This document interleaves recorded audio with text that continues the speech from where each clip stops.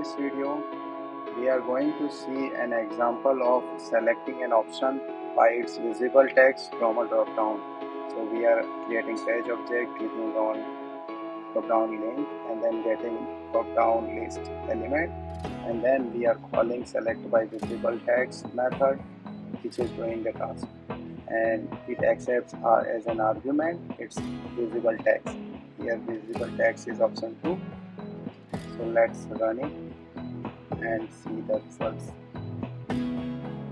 Let's see test method name and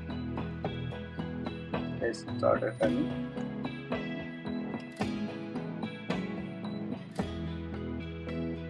And browser instance created, opening site, clicking on drop down menu and selecting option 2.